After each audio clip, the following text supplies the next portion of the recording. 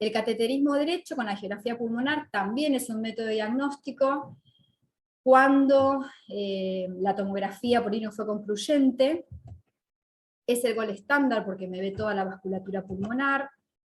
También me va a definir si un paciente va a ser candidato a cirugía o angioplastia. Esto siempre hablando de la enfermedad tromboembólica crónica, ¿sí? Es un método diagnóstico de seguro, aún en pacientes con hipertensión pulmonar muy severa, porque a veces entre los cardiólogos se le tiene un poquito de miedo a la angiografía pulmonar. Y también digamos, cuando uno le estudia las arterias pulmonares, también hacemos las mediciones de las presiones, ¿sí? Bueno, vamos a ver cada grupo, como para lo más importante, dijimos que el grupo 1, a su vez, tenía subdivisiones, ¿sí? La forma idiopática, la forma heredable, la inducida por fármacos o toxinas. Les quería dejar qué fármacos pueden generar hipertensión pulmonar, fundamentalmente los anorexígenos, las metanfetaminas, el aceite de colza y la cocaína, ¿sí? También está asociada al desarrollo de hipertensión pulmonar. No nos olvidemos de las enfermedades del tejido conectivo, VIH, hipertensión portal. ¿Cómo la definimos? Dijimos como la presión arterial media mayor de 20, con una capilar baja de menor de 15. Bueno, como dijimos, se dan por alteraciones en las arterias pulmonares, y las resistencias vasculares pulmonares aumentadas mayor de 2, ¿sí? Con fallo del ventrículo derecho. Ustedes, o uno se puede preguntar, digamos, que el paciente tenga hipertensión pulmonar idiopática o asociada a una colagenopatía, ¿es lo mismo? ¿Es un paciente que va a tener, digamos, el mismo pronóstico, la misma evolución? No, esto es para mostrarles la curva de sobrevida en años de un paciente con hipertensión pulmonar asociada a HIV, que tienen mejor sobrevida, le siguen las asociadas a cardiopatías congénitas, la hipertensión portal, ahí siguen, digamos, ahí para abajo, con menor calidad, digamos, menor tiempo de vida, las idiopáticas, pero las que peor pronóstico tienen, o peor evolución, son las asociadas a la enfermedad del tejido conectivo. Bueno, el grupo 2, las asociadas a cardiopatías, o la enfermedad cardíaca, como dijimos, son las más comunes, casi el 80% de las causas de hipertensión pulmonar. La definimos como la presión media, perdón, acá es mayor de 20, con una capilar mayor de 15, esto también, insisto, es por cateterismo. Y bueno, para tener en cuenta, esto está largo, pero se los explico, se los quiero explicar mejor, cuando un paciente tiene enfermedad, digamos, del corazón izquierdo, genera congestión en todo el circuito pulmonar. Esa congestión, cuando se hace crónica o en el tiempo, va a generar, o puede generar, digamos, daño en la vasculatura, llevando a lo que llamamos la resistencia pulmonar fija, ¿sí? Entonces hay algunas mediciones, algunos cálculos que uno puede hacer para definir si esta hipertensión pulmonar es pasiva. ¿Qué quiere decir? Que si yo lo opero, le saco o le soluciono su problema cardíaco izquierdo, la hipertensión pulmonar va a bajar, o ya no, y ya tiene daño vascular, y se dice que es fija, ¿sí? Bueno, las del grupo 3 son las enfermedades respiratorias, las asociadas, perdón, a enfermedades respiratorias, sea el EPOC, enfermedades intersticiales. Esto de los trastornos del sueño fue retirado el año pasado de las últimas guías. Y bueno, como para recordar, es la segunda que le sigue en prevalencia, es de aproximadamente el 10% de las hipertensiones pulmonares, pero es interesante que el 70% de los pacientes que tienen enfermedades pulmonares, ya sea EPOC, intersticiales, síndrome de hipoventilación alveolar, no cursan con hipertensión pulmonar, ¿sí? Como dice acá, sin hipertensión pulmonar. Y le siguen un 20% que va a ser no grave, o sea, lo que llamamos hipertensión pulmonar leve. Y hay un pequeño porcentaje, muy chiquito, de entre el 5 al 10%, de que van así a tener las resistencias vasculares pulmonares muy aumentadas. Y lo complicado con esto es que no hay un tratamiento, digamos, para la hipertensión pulmonar de estos pacientes. Digamos, el tratamiento es de enfermedad de base, y que por ahí es complicado, como esto ya es más patrimonio del neumonólogo, pero bueno, que no hay una medicación que uno le pueda dar para mejorarlos. La hipertensión pulmonar del grupo 4, o sea, la asociada a tromboembolismo de pulmón crónico. Bueno, saber que hay un porcentaje, si bien es muy chiquito, que son pacientes que quedan muy, digamos, enfermos, de los pacientes que tienen un TEP agudo, un 3 o 4% pueden quedar con daño crónico, ¿sí? Y esta enfermedad es progresiva, también de diagnóstico tardío y de mal pronóstico si uno no la descubre y trata, ¿sí?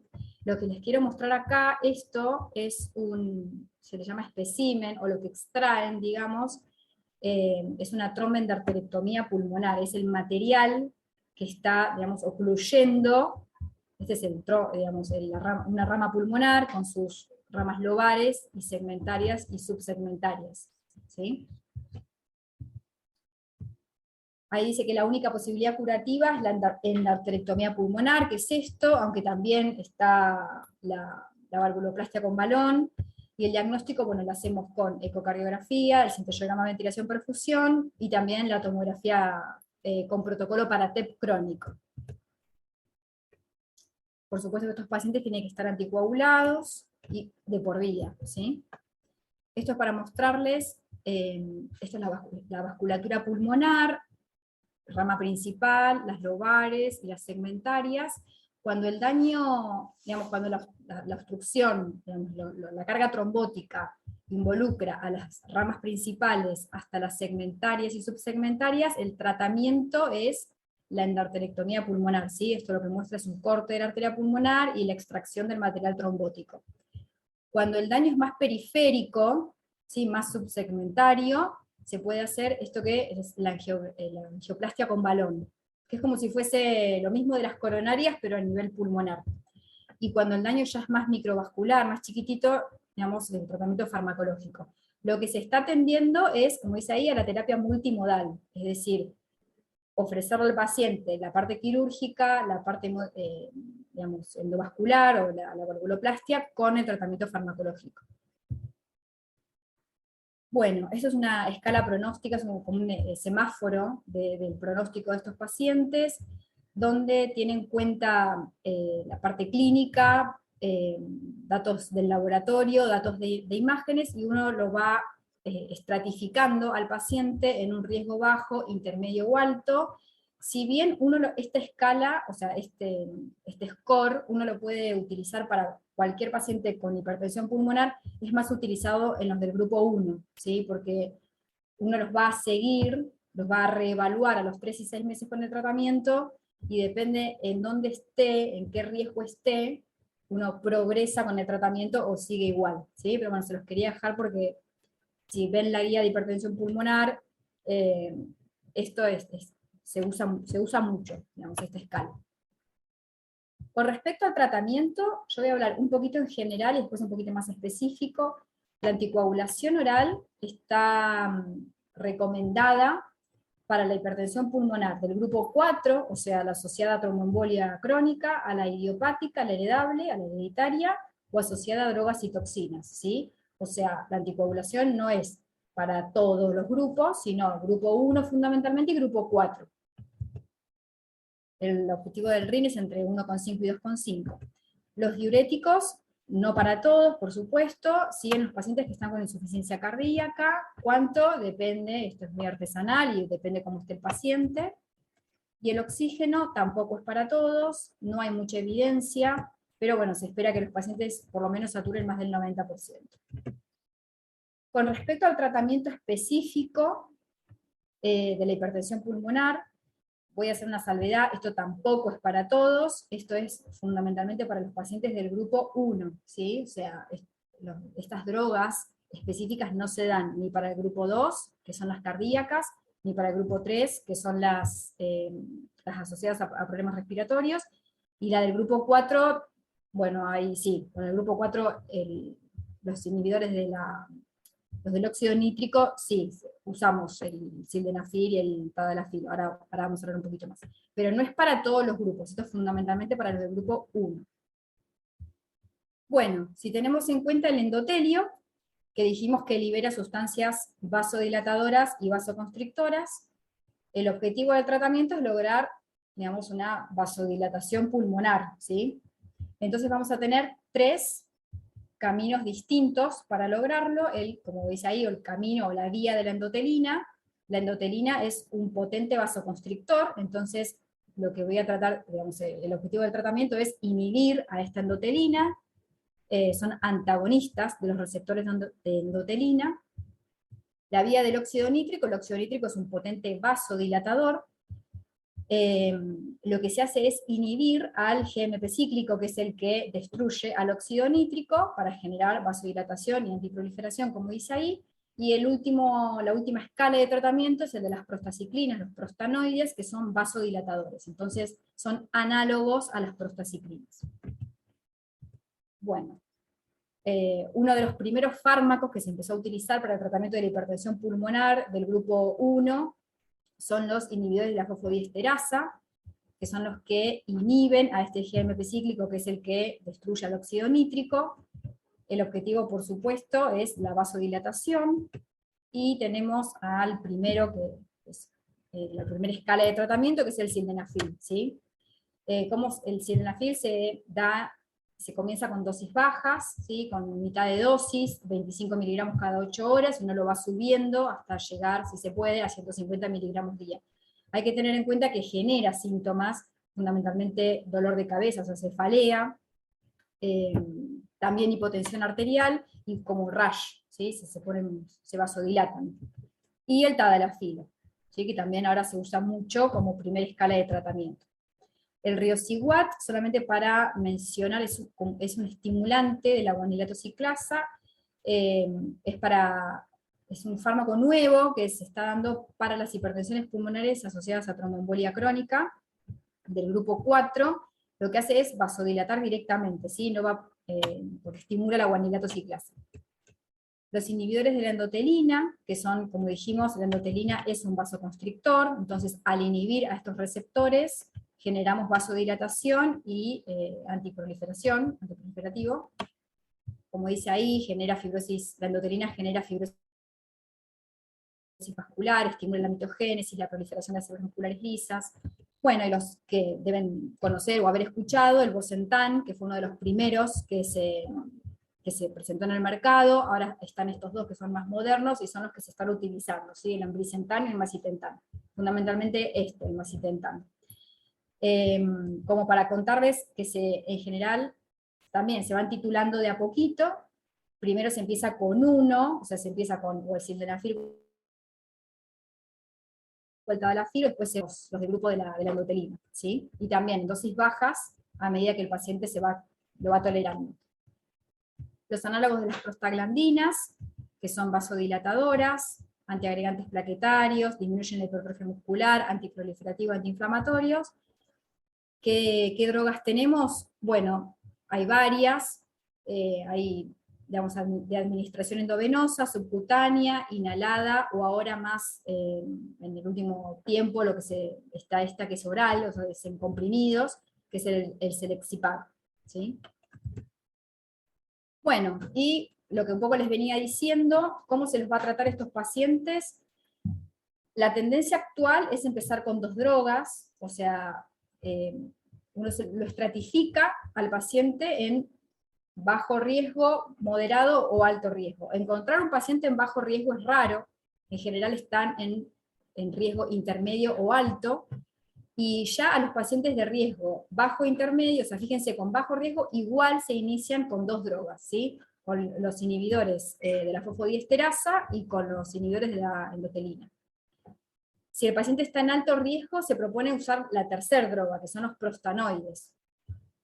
Y lo que se le hace es, se lo controla a los 3 y 6 meses y se ve en qué riesgo está. Si bajó el riesgo y está en bajo riesgo, se sigue igual. Si sigue en riesgo intermedio, o puede seguir igual, o podemos considerar la administración del fármaco de los prostanoides, y si sigue en alto riesgo, acá como dice, considerar el trasplante pulmonar. Bueno, esto para mostrarles los estudios, muy cortito, que vieron la combinación entre el sildenafil y macitentan, que mejora la sobrevida, o el ambrisentan con el tadalafil. Bueno, para hablar un poquito del pronóstico, Hay variables, como dijimos, clínicas, la presencia de insuficiencia cardíaca, la clase funcional del paciente, las pruebas funcionales, que son el test de la caminata, de los 6 minutos. Hay parámetros ecocardiográficos, como la disfunción del ventrículo derecho, el TAPSE bajo o la presencia de derrame pericárdico. Las variables hemodinámicas, es decir, la medición de las presiones en las cavidades derechas que siguen elevadas, y la presencia elevada del péptido natriurético atrial, ¿sí? Y acá les dejé esto de, si el paciente sigue con sintomatología en una baja clase funcional, con las presiones aumentadas y el índice cardíaco menor de 2 litros, deben ser considerados para trasplante. Por supuesto que este paciente será evaluado por un centro especializado en hipertensión pulmonar, ¿sí? Bueno, digamos, esa sería toda la parte teórica. También les quería traer un caso clínico de un paciente que fue atendido por nuestro servicio. Es un paciente que consulta, o sea, es traído por la familia por un síncope en Pigüé, él consulta él es de Pigüé. En el electrocardiograma no lo tengo, el primer electro, no, nunca llegó, nunca.